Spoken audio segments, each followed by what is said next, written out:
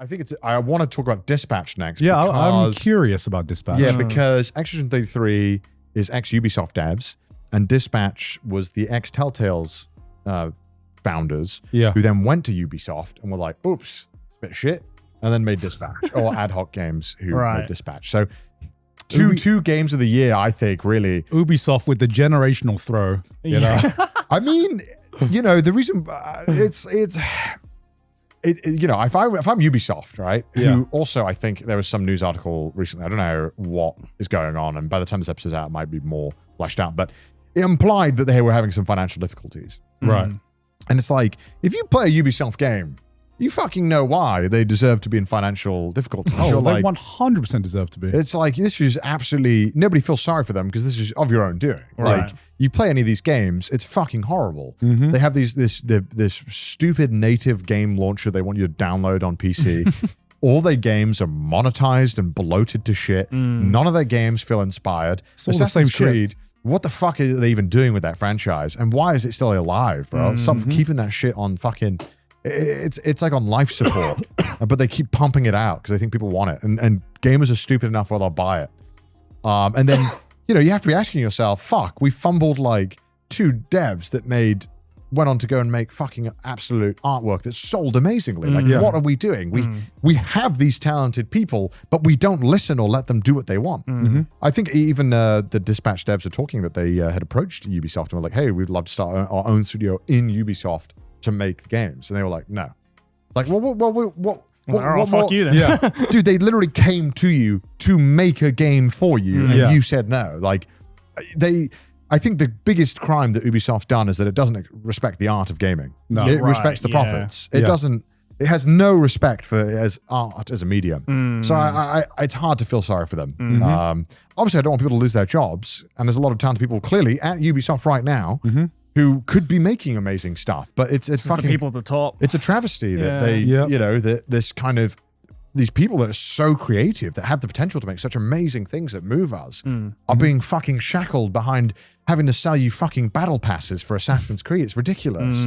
What a waste of talent. But Dispatch is fucking amazing. So I'd heard a lot about this game. I don't know anything about it. Have you ever All I know is that Jacksepticeye's in it. Have you ever played Telltale games? The Walking Dead. Do you remember that game? Oh, I haven't played it. I've watched people The Wolf Among Us. Yeah, I've watched people play those games, yeah. So it is kind of like the spiritual successor to those games. Okay.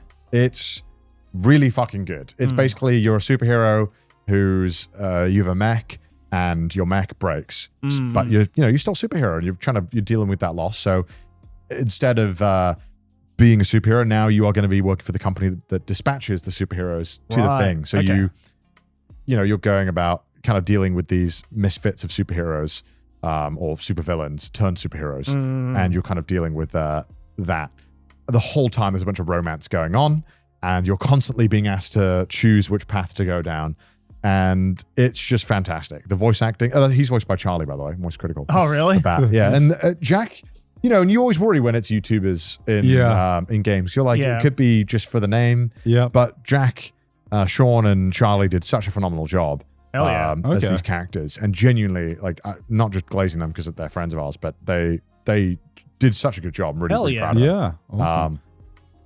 Some of the best writing in video games that I've experienced in a while. I was laughing constantly. Takes about 8 hours to go through. Okay. Beautifully animated. The gameplay, whilst very simple, is a very rewarding loop that uses the character's strong writing to its strength. It just oozes passion. Every single part of this game is just so fun. Hell yeah. Animation is great, as you can see. Yeah, it looks really Aaron good. Paul voices the main character from sick. Breaking Bad, and he does such a good job. There's like no Peter Dinklage in Destiny. It's a genuine, like, you can tell he's passionate about it and doing a fucking fantastic job. Chase, who is the black guy who you work with, he's voiced by another famous actor. I can't remember his name, but he is so fucking funny in this game. I was constantly laughing. Hell yeah. But just a genuinely 10 out of 10 game, and some of the most fun I've had in a very long time. Right on. And it's basically just a movie. Yeah. but a movie where you get to control some of the core That's aspects great. of it. Right. And it is so fucking good. This Garnt would fucking love this game. This I mean, I've been meaning to play this on Yeah, stream when I'm next This was really available, fun. it's I cannot sing the Love a praises good of this story-based game. so. Yeah. And I'm really excited to see what they do, because if this is their first outing as a studio, I mean, presumably it can only go from strength to Is the strength. story finished now, or is it because Telltale's did episodes? Yeah, right? so the story is finished, but they're saying that there's going to be a Dispatch 2. Okay. Don't know what that story is going to be, if it's going to follow the same thing, but it's contained and it's finished. Okay. Like, this story is basically done. Okay. And it's amazing. Like, I was so thoroughly impressed by every aspect of this game. Right on. And I can't sing its praises enough. And it feels like a breath of fresh air. All right. I'm very excited to play it. Yeah, and like gaming has gotten, again, we're spoiled. Gaming has gotten so good. Yeah. And I feel like these extremely strong narrative games that really are just movies with slight gaming moments are That's just yeah.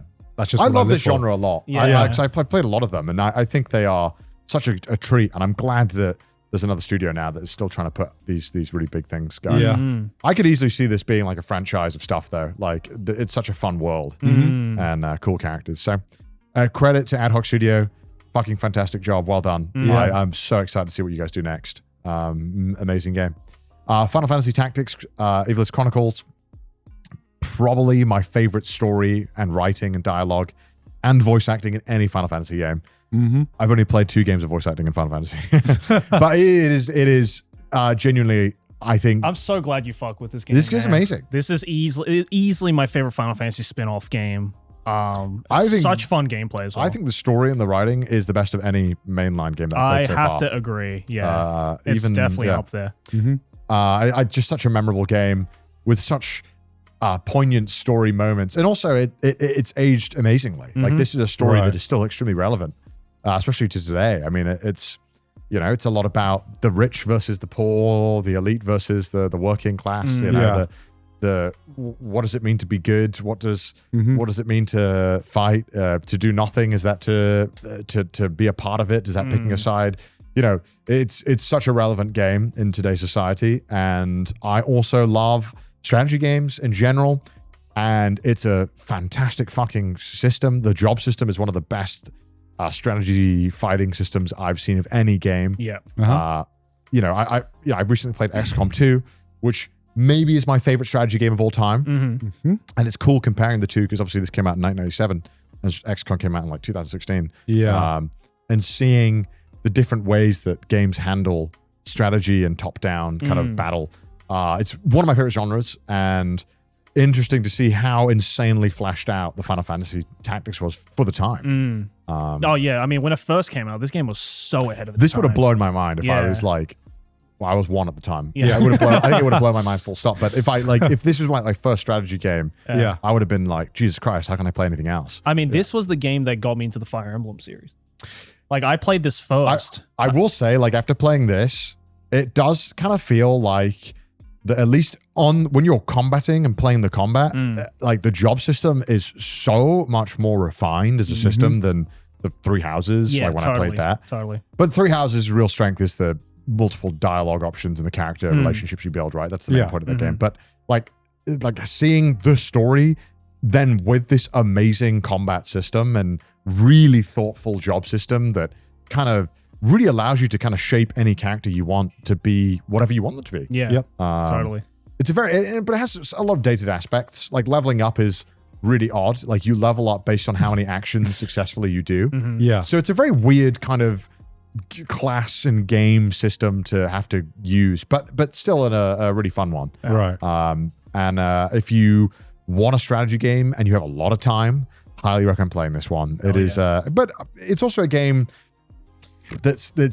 it's a tough game to recommend because the story is so complex and so long that I feel like if you stop playing this game for a week, you'll have forgotten extremely important details.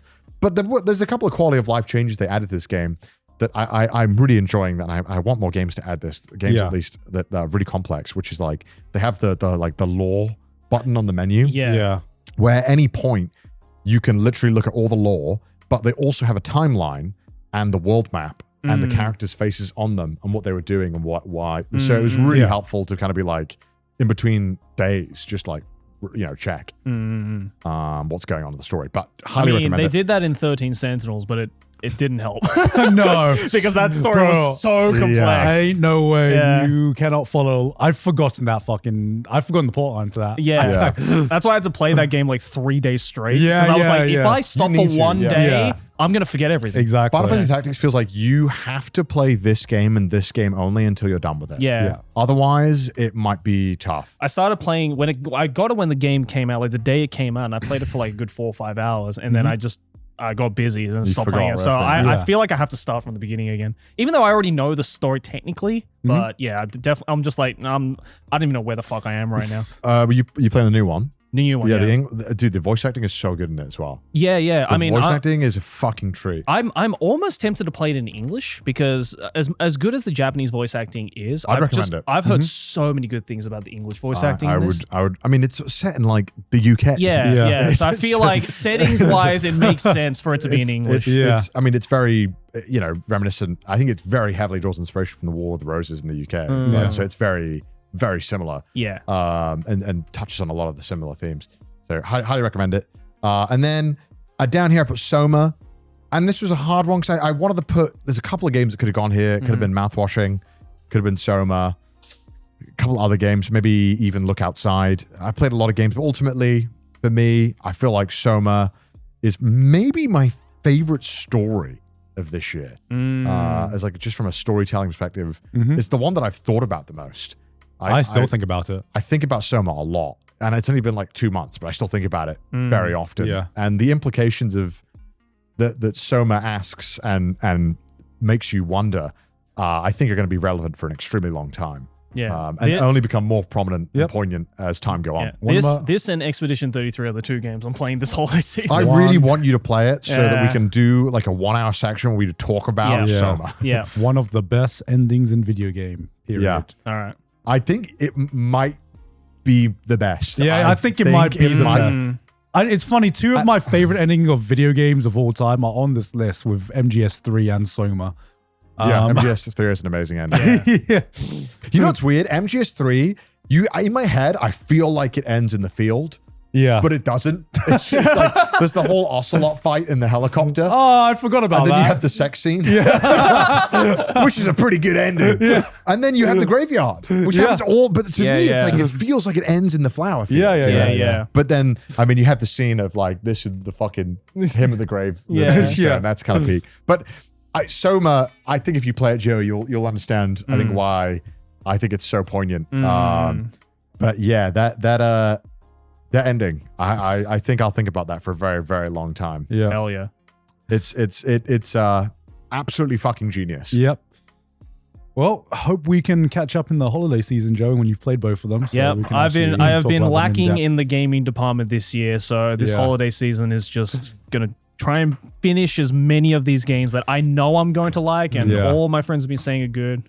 Soma is gonna make you really not excited about the future. At least that's how it made me feel. I was like, I hope we never get here. Yeah.